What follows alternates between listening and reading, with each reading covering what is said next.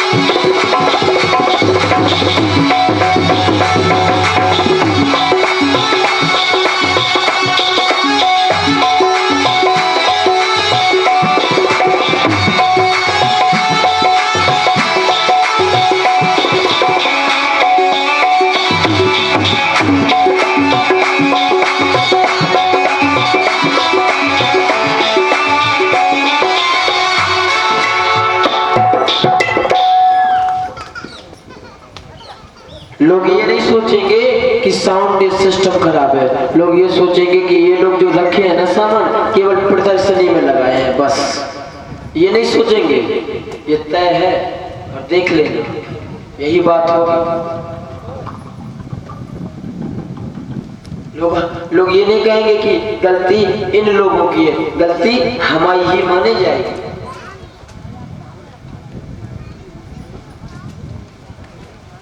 और जिस दिन आपसे बात हुई थी ना, टेंट वाले भैया आपसे बोला था ना कि चाहे कुछ भी हो जाए हमसे 1000 रुपए अलग से मैं तुम्हें दे दूंगा, लेकिन साउंड मेरे को ऐसे देना कि मेरे को आपसे कुछ बोलना ना पड़े। यही बात की थी मैंने, तुम लोगों ने इनसे अलग की होगी, लेकिन मैंने तुमसे यही कहा था कि भैया ऐसा देना कि दिल गदगद हो जाए। लेकिन यहाँ तो रो रहा है अंदर से बैठ के, ना आवाज मिल रही है ना सेटिंग बन रही है। और हमें तो इस बात का दुख है कि मतलब आप क्या क्या करोगे, एक मशीन को संभालोगे, 1-2 लोग और ले आते, 1-8 लोग और अच्छा से ले आते, आप और सब चीजें देख लेते, साउंड डाउन और सब देख लेते, एक लोग कोई ऐसा ले आते जो मशीन वगैरह देख लेता। प्रेम से बोल लो। अब सबको जब यही मंजूर है कि बिना भजन की कथा होगी तो कोई बात नहीं, हमें करने में बड़ा आनंद आता है। क्योंकि भागवत जी में कहा गया है, भागवत जी जो है पहले ये समझ लो, अब यही बात जो आ गई है तो समझ ही लो। भागवत जी नीम के वृक्ष की तरह है। कैसी है? नीम के वृक्ष की तरह है, जो खाने में बहुत कड़वी है, अब तो इनमें गुण इतने हैं कि चाहे कैसी भी बीमारी हो नाश हो जाएगा। लेकिन बूढ़े बुजुर्ग लोग पहले क्या कहते थे कि अगर कोई दवाई ज्यादा कड़वी हो तो उसके साथ थोड़ी सी शहद लगा के फाँक लेनी चाहिए, यही कहते थे ना, थोड़ी सी शहद। अब थोड़ी ही शहद नहीं लगा पा रहे तो हमें क्या दवाई खिलवाते हैं। प्रेम से बोलो।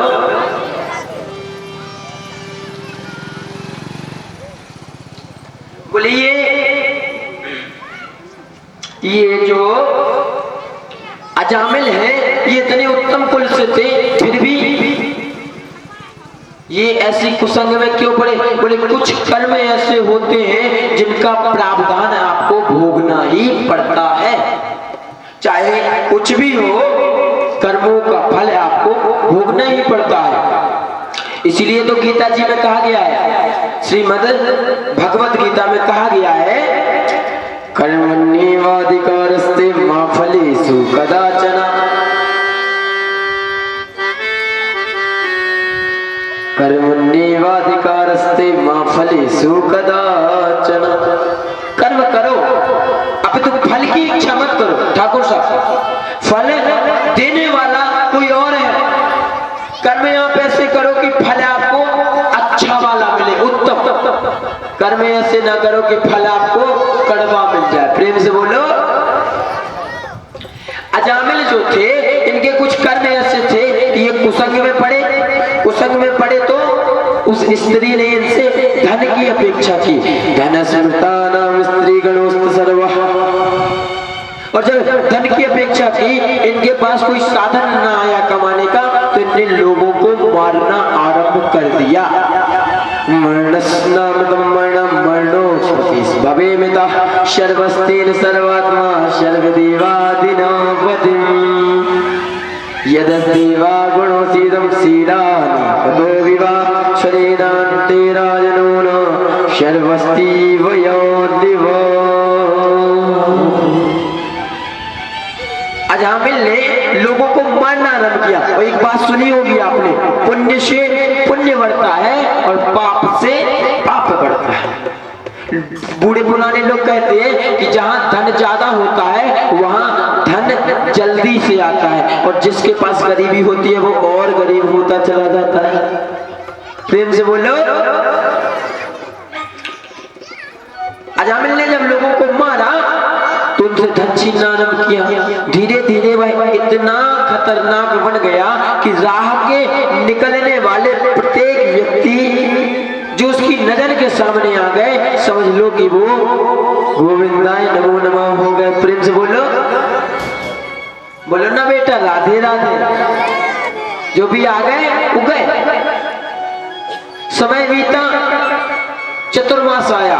चतुरामितम ते मास नमः उदस्वेता गुणो विवाह सर्वस्तेन विदालोक सर्वस्थान विदा विवाह चतुरानिमेकं स्वनिताते पाकं यदा दभेष्टु भोगण नित्य पापिना समेवाप्यभूष याद जीवन शोभन श्री देवीरान विनन्य देवा पुण्य गोल ओ भवा इति विष्णुरोग राज्य भोग सर्वदेव मयो विता। लोगों को मारना आरंभ किया। चतुर्मास आया, कुछ संत अजामिल के गांव के पास से गुजरे, और अजामिल के गांव के पास से जब गुजरे तो संतों को रात्रि हो गई। क्या हो गई? रात्रि। उन्होंने गांव वाले से पूछा कि भाई हमें कुछ भोजन की व्यवस्था और रात्रि गुजारने का स्थान मिल जाएगा क्या? कुछ भोजन की व्यवस्था और रात्रि गुजारने का स्थान मिल जाएगा क्या? अब गांव के कुछ ज्यादा ही सज्जन लोग होते हैं, जो ज्यादा ही सज्जन, भैया इतने सज्जन नहीं था, बहुत ही ज्यादा सज्जन। सो वो संतन से बोले प्रभु इस गांव में और तो कोई ऐसा नहीं है कि बोले अजामिल नाम का एक ऐसा भक्त है जो संतों की सेवा सदैव करता रहता है। प्रेम से बोलो। बोले अजामिल नाम का एक ऐसा भक्त है जो सदैव ही संतों की सेवा करता रहता है।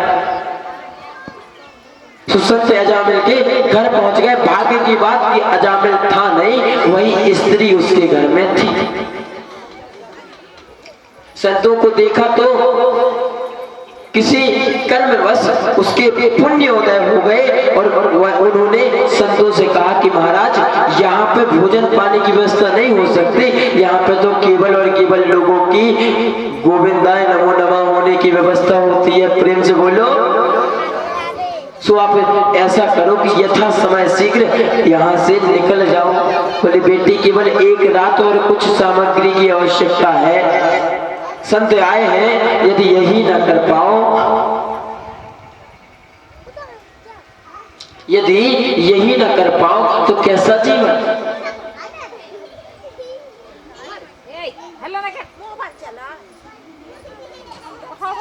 अब संतों ने जो मांग की तो अजामिल की स्त्री बोली ठीक है, हम कोशिश करके देख लेते हैं। और कभी भी द्वार पे कोई भी आए, भले वो व्यक्ति गलत ही क्यों ना हो, हमें उससे मतलब नहीं है। हमें मतलब इससे है कि वो हमारे द्वार पे आया है, क्योंकि द्वार पे आने वाला हो सकता है कि उस गलत के रूप में ही नारायण हो। ठाकुर साहब हो सकता है कि उसी गलत के रूप में नारायण। इसीलिए तो कहते हैं झूठ कपट निंदा को त्यागो, सब जन से तुम प्रेम करो, घर पे आए अतिथि कोई तो यथाशक्ति सन्मान करो।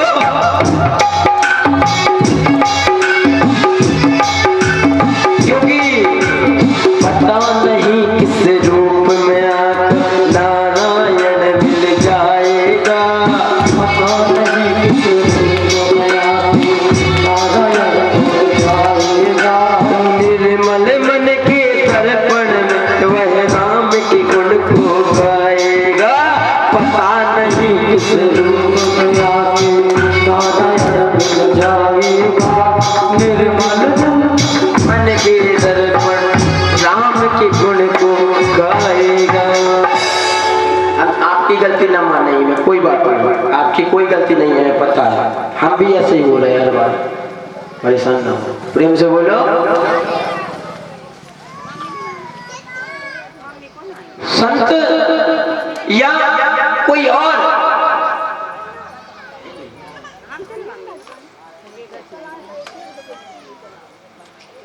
संत या कोई यदि आए तो उसको कभी लौटाओ मत कि भाई पता नहीं बाबा जी कैसे आकंदी है, बैरागी है। अरे वो तो जैसे है सो है, हमें तो केवल उनके अंदर नारायण दिख रहे हैं, हमें तो उनके अंदर राम दिख रहे हैं, हमें और किसी से मतलब नहीं है, हमें उनके अंदर के राम से मतलब है।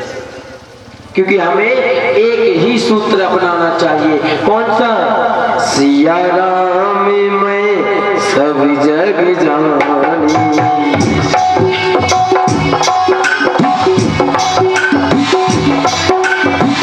सिया राम मैं सब जग जानी, अलहु प्रणाम झूले जुगे पानी।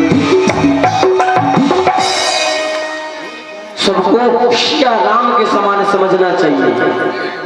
ठाकुर साहब कोई भी आए, अतिथि साधित साधु भिक्षुक भिखारी, जो मन पड़े वो करो, यथाशक्ति सत्कार करो।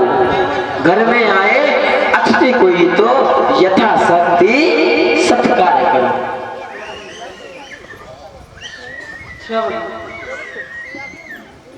हमेशा सामर्थ्य अनुसार उसका सत्कार करना चाहिए।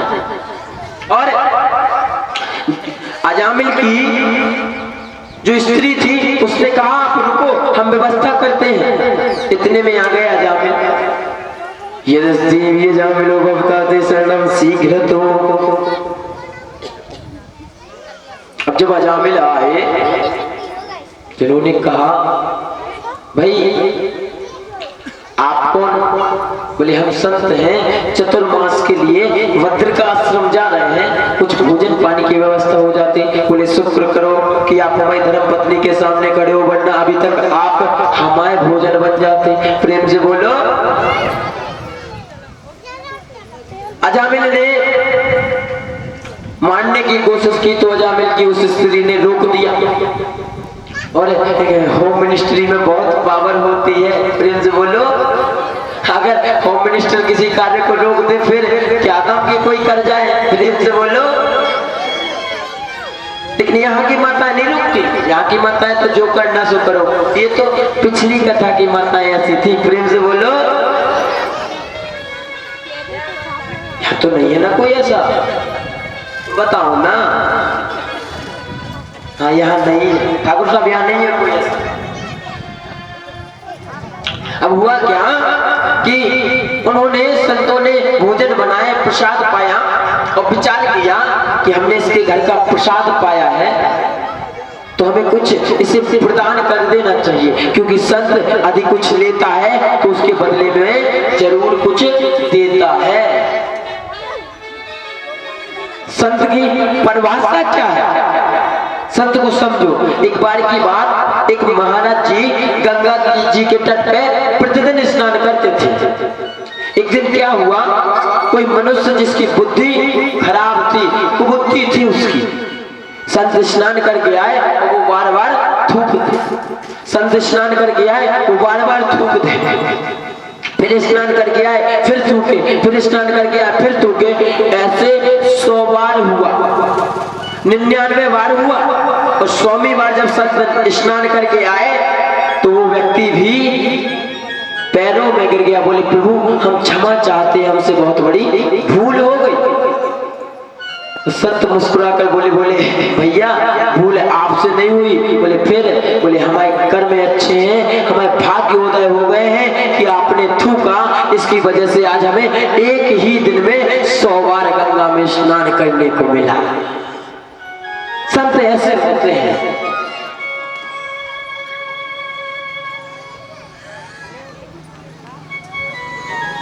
हाँ? अब अगर आजकल किसी के ऊपर थूक दो, फिर तो थूकने वाला या फिर थुकवाने वाला, प्रेम से बोलो। हाँ? तो वही बात होगी, बोले तुम कौन, बोले हम ये, और युद्ध आरंभ। प्रेम से बोलो। इस जगत की केवल एक ही स्थिति खराब है, इस जगत के लोगों को लगता है, लोगों को पता नहीं है कि हम कौन हैं, तभी तो दूसरे से लड़ते समय, गुस्से के समय बोलते हैं तुम जानते हो हम कौन हैं।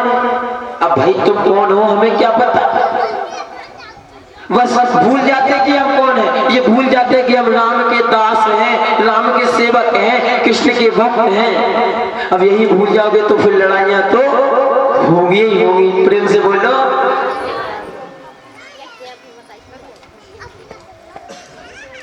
और कुछ अगर लड़के गलत कर दें तो बोल अपने माँ बाप से बोलते हैं आप हमसे ऐसा क्यों कह रहे हो, कृष्ण ने भी तो ऐसा ही किया था।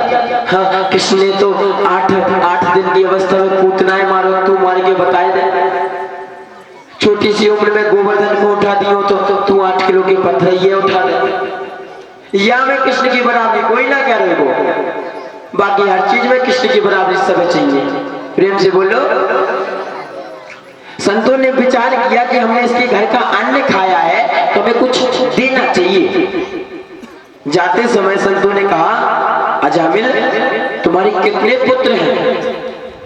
बोले महाराज जी नमस्ते देवा ये तस्तीन मया। बोले 9 पुत्र हैं और बोले 10वां गर्भ में है। तो बोले एक काम करोगे? बोले क्या? बोले जो 10वां पुत्र होगा या जो भी होगा उसका नाम नारायण रख दोगे क्या? अजामिल बोला हम ऐसा क्यों करें? अजामिल की पत्नी पास में खड़ी थी, बोले क्या? बोले हाँ हम ऐसे ही करेंगे। बोले अगला नाम नारायण ही होगा। प्रेम से बोलो। बोले अगला नाम नारायण ही होगा। और ऐसा ही हुआ, नाम रखा नारायण। वर्ष बीते,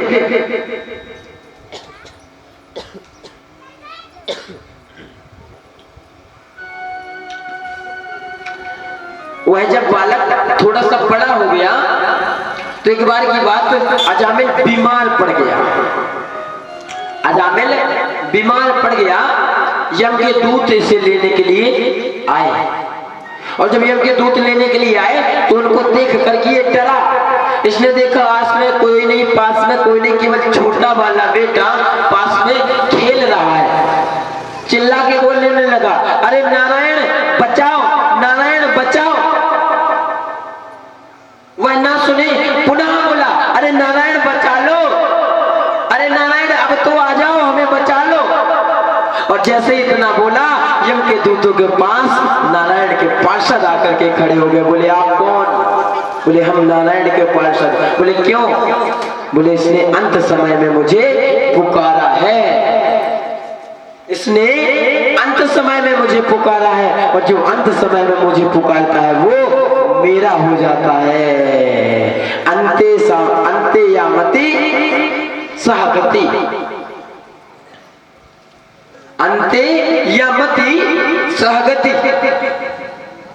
आप आखिरी में, आखिरी समय में जो सोचोगे आप वही हो जाओगे। उसने नारायण के बारे में सोचा, उसने नारायण को बुलाया और नारायण आ गए। यम के दूतों को नारायण के पार्षदों ने मारा, भगाया। यम के दूत पहुंचे सीधे यमराज जी के पास। बोले प्रभु, बोले क्या? बोले हम अपनी नौकरी से इस्तीफा दे रहे हैं। बोले क्यों? बोले जो भी नारायण कह देता सो 4 लोग आते और मार के उसको लेके चले जाते। यमराज जी बोले ऐसा नाम यहाँ मत लिया करो। बोले हजारों लाखों पापी अगर किसी के कान में भी पड़ गया तो वो तर जाएगा। ये नारायण नाम की महिमा है। अजामिल ये सब देख रहा था, और जब अजामिल की आंख खुली तो उसने सर्वस्व त्याग दिया। सर्वस्व त्याग करके नारायण का भजन किया और अंत में नारायण के धाम गया। बोले भक्त वत्सल भगवान की जय।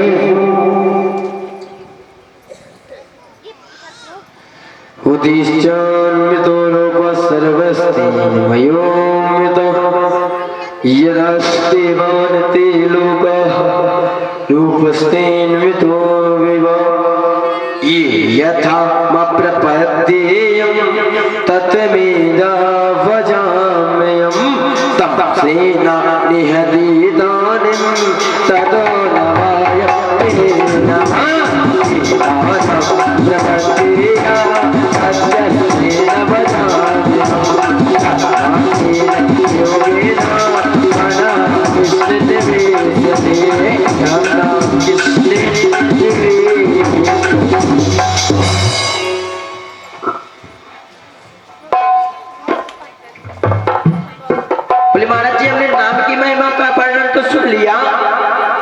कोई ऐसा चरित्र सुनवा दो जिसको सुन करके हमारा हृदय भगवान की भक्ति से पूर्ण रूप से भर जाए,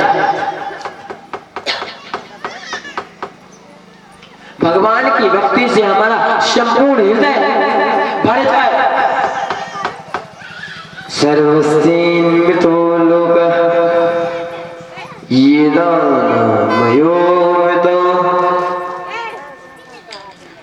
इदानीं मनुवानिके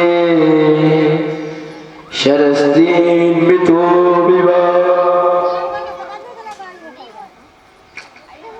बोले राजन, आपको याद होगा, आपने पहले सुना कि जब धरा को हिरण्याक्ष नाम का दैत्य ले गया था तो हिरण्याक्ष को नारायण ने मार दिया था। आपको याद होगा कि हिरण्याक्ष को नारायण ने मार दिया था। बोले इसका एक भाई था जिसका नाम था हिरण्याक्ष के भाई का क्या नाम था? क्या नाम था? अरे सुनाई के बता दो करे मैया, कहा नाम रहो हिरण्याक्ष के भाई ने? हिरण्यकश्यप नाम था क्या? अब अगर आप लोग कह रहे तो ठीक है, यही नाम होगा। प्रेम से बोलो, हम आपसे कट थोड़ी ना सकते हैं, आपने कह दिया तो यही था। हिरण्यकश्यप नाम का जो दैत्य था वो अपने भाई के मृत्यु पे अत्यंत दुखित हुआ और नारायण को अपना दुश्मन मान लिया। नारायण को अपना दुश्मन मान लिया।